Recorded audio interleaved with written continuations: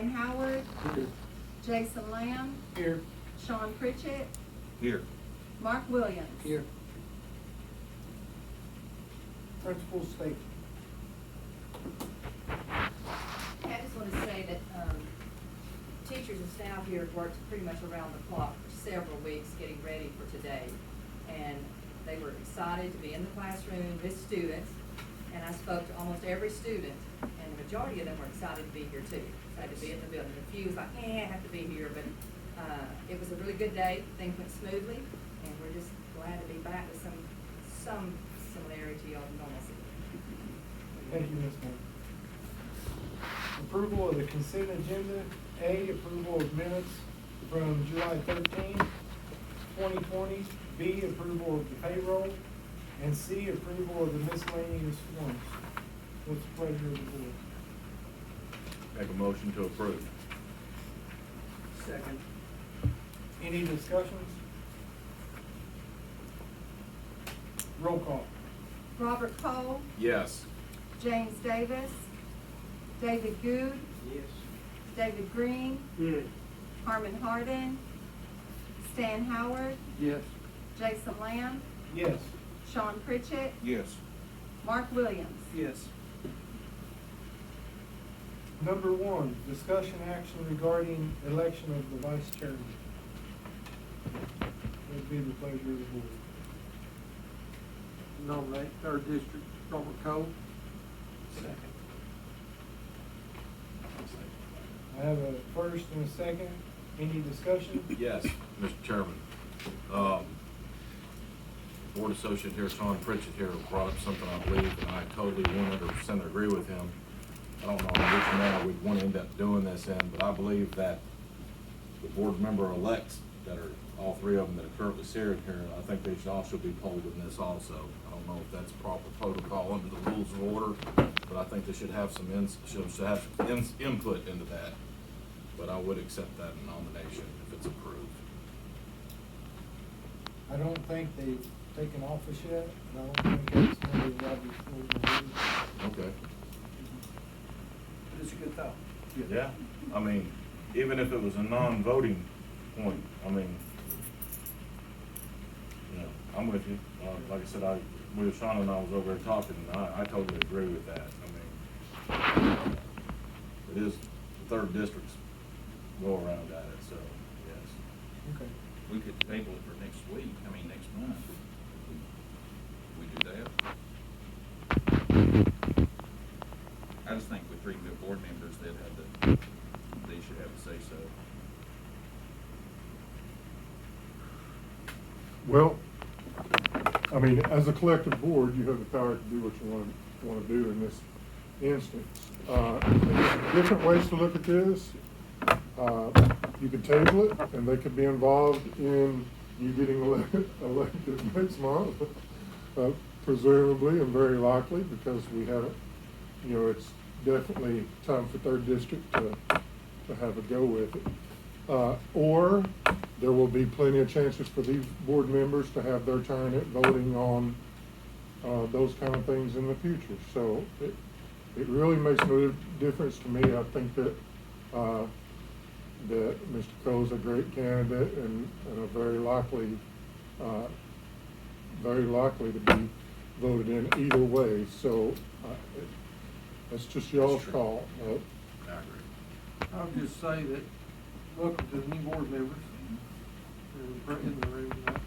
They've still got to go through new board member orientation with the state, and they're going to get to learn things, because as any new board member will tell you, that when they were new board members, you'll learn a lot of things that you had no idea that was going to be your responsibilities, and find out some things that you thought weren't your responsibilities at all. And so, like I say, you'll be going through training and things. If,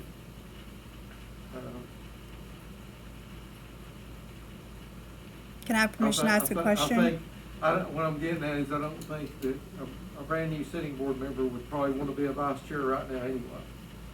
So if y'all don't have any objections, it'd probably be better if we went ahead and expedited it, went ahead and did our usual procedure and elect the vice chair at this September meeting, or August meeting, I'm sorry. So I understand that the vice chair then becomes the Chair chairman, the following year. and then that is the executive committee Yes. with Dr. Jones. Dr. Jones, the chairman and the vice chair. Okay. And the ex-chairman. And However, I will say that the executive board's major dealings is if there's something that comes up that there's not time to take a vote before the next board meeting and a special called board meeting is not in place, then they would decide.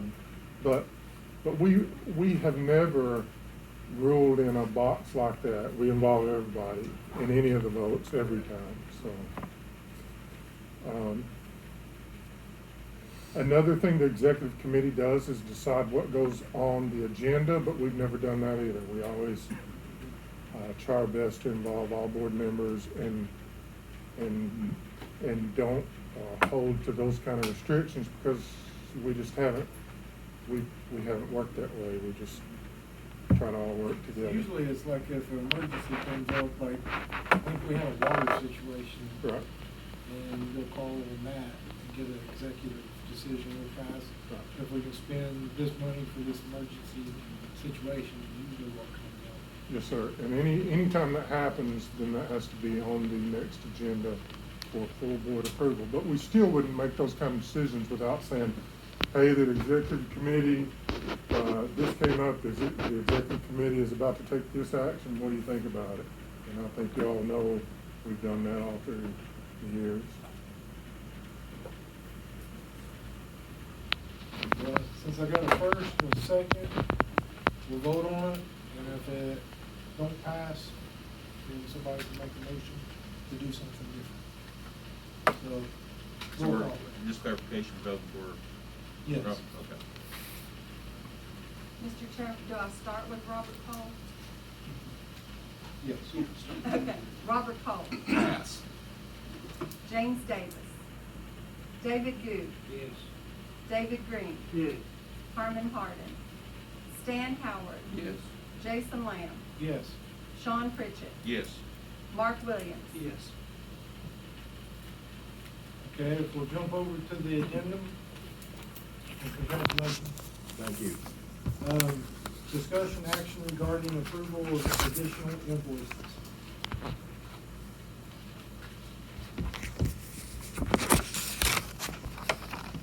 What's the pleasure of the board? On the Apple lease, That's the next one. oh, I'm sorry, I thought that was on this one. I'm sorry, go ahead. Make a motion to approve. Any discussion? If you'll notice, almost all these are supplies dealing with the CARES Act and buying up materials that we've gone through an entire process to get input from the schools, the principals, teachers, and everybody. So Deborah Williams has been in charge of that grant, and Joel Joel and Deborah basically have got the information together for that, and now they're in the distribution process. Roll call. Robert Cole, Yes. James Davis, David Good, David Green, Yes. Harmon Hardin, Stan Howard, Yes. Jason Lamb, Yes. Sean Pritchett, Yes. Mark Williams. Yes. Okay. Number 2 on the addendum, discussion action regarding approval of Apple lease. Okay, Yeah, I was just gonna ask if the Apple lease payment, does that qualify for use under the CARES Act since it's a technology item? Yeah, it does not, and here's why. Anything that you have budgeted or planned, so the CARES Act is basically for, well, it's for a lot of things, but you can't, Joel, Extras, you can't, emergency needs for the extra things we need, the sanitizers. We've got like 400 Chromebooks on order already. some of those out of CARES and some of them out of title. Okay. That, some were ordered in May, we still haven't gotten. I wasn't sure if that would qualify. Yeah, the since it Apple was a is technology. kind of a yearly thing that we've done. If you use CARES money to pay for something that has been recurring for 10 years, it's called supplanting, and you can't do that. Okay. So it has to be new stuff. Good. What's the pleasure of the board? Make a motion to approve. Second. Any more discussion? Roll call. Robert Cole, Yes. James Davis, David Goode, Yes. David Green, Yes. Harmon Hardin, Stan Howard, Yes. Jason Lamb, Yes. Sean Pritchett. Yes. Mark Williams. Yes. Information, Dr. Jones, you wanna talk about the school startup? I think that we've been buzzing about that a little bit, but we did have a successful first day of school today, keeping in mind that only 1/4 of the students were here. But you all know about our continuous learning plan and what we had to turn into the State Department through much consideration and study and development. And Joel was in charge of this also, with everybody pulling together and pulling a piece into the puzzle. Joel is our E-plan master, and it all had to be put into E-plan. So Joel's been our MVP this month, so we appreciate that. But we did have a good day. Temperatures were checked at the door. Symptoms monitored all through the day. Constantly trying to sharpen our skills as far as remote learning, because keeping in mind that it's a time where we're not only teaching kids in school, but teaching kids who are not at school. So that's going to be the challenge moving forward, because we don't know where the pandemic is going to take us educationally. We do have a high set of numbers in our county as far as infection rate. It's not high enough to shut down school, but it's high enough to make us very aware of what's going on and cautious. So we're constantly telling principals, teachers, and parents, be ready to remote learn in case that's where we have to go. And all the time allowing people to move into that category if they feel threatened and unsafe to have their child in school. So it's a very trying time. Some people are more cautious about getting infections than other people, and that's just, we have tried to be flexible and allow parents to make that decision for their child and their household. And the burden for us will be continuously trying to improve the process of having students in the building and also remote teaching students that are at home. So that's the challenge, and it's not anything particular to our county or our students. If you'll notice, across the country, most school systems in the United States are doing this and offering an option of both of those. Big challenge, but we've done a lot of work, and I tell you, you would be amazed at how your teachers and principals have responded and how hard they're trying to work to get to that point where there's real sound education going on in that. And I really believe that they're going to continue to modify and improve remote education being done in conjunction with in-person education. Everybody's aware that that is what's going on now, and everybody's working in that same direction.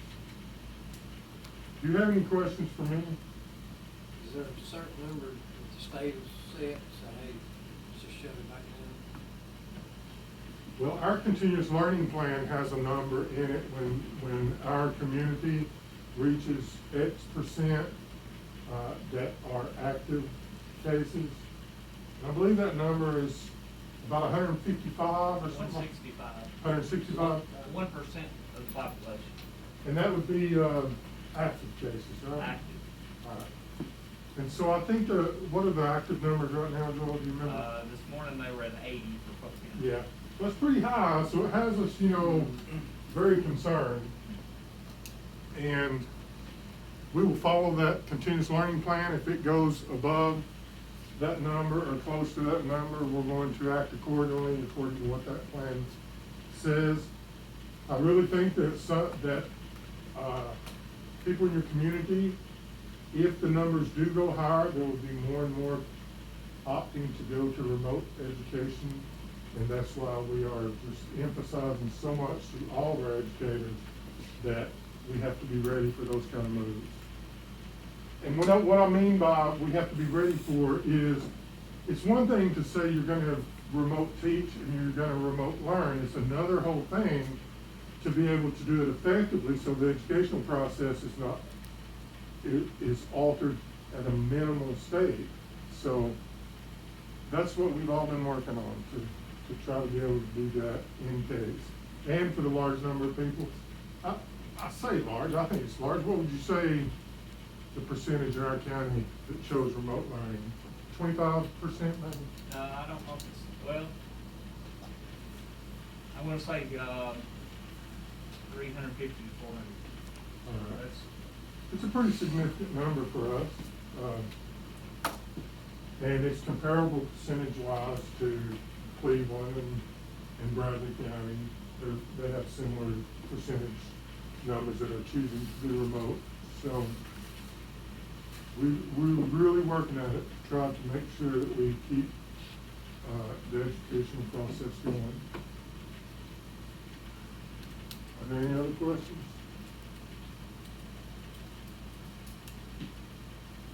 Can we have more discussion on school board member training?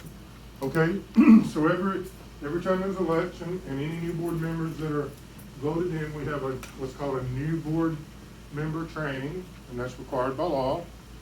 And what we do is bring you all to the central office, and I'll probably have one or two of these guys there to talk and answer questions for you. We go over the policy manual, we go over the budget. This time we'll go over the continuous learning plan and just have a question and answer session and try to help each other out. Really on this board, I think any of these guys will tell you, we have all tried to really work together. And if one or two feel really powerful about something, the other guys really try to help that section of the county get things accomplished. They really do work really well together. I've had boards in the past where some might not work as well with others, but this board has really tried to pull together and worry about educating students. And so that's made it a joy to work with this board, and I have no doubt that all three of you all will keep that in mind, that the bigger picture and the bigger thing than any of us is educating students.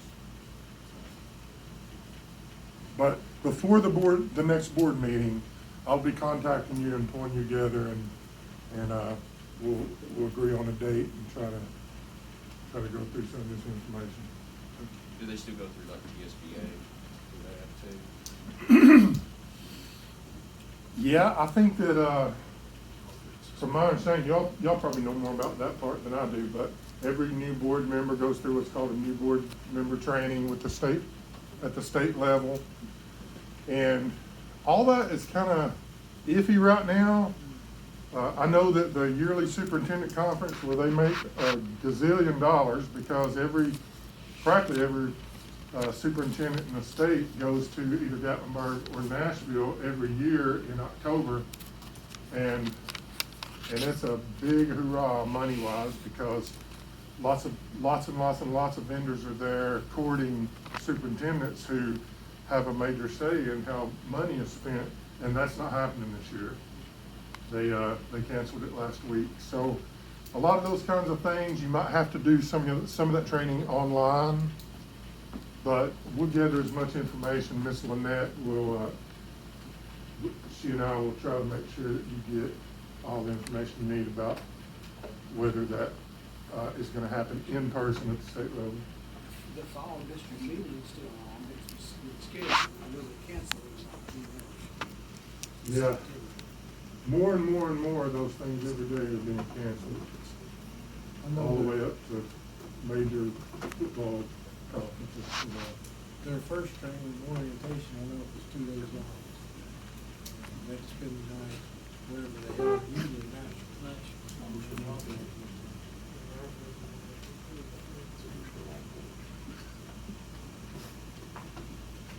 I think that the major thing to remember for any board member is that you're part of a board, and you rarely go and act or try to be powerful by yourself. It's more like you're a member to a committee, and we work together to make decisions. You guys can look it up, it'd be under TSBA, Tennessee School Boards Association. You look up their website and check it out. And I'll get Lynette to check on that too. Lynette is your secretary to the board, and so she handles a lot of those kind of information items and stuff like that. We'd like to welcome the new board members. Would you guys like to get up and introduce yourself? Tell what district you're from?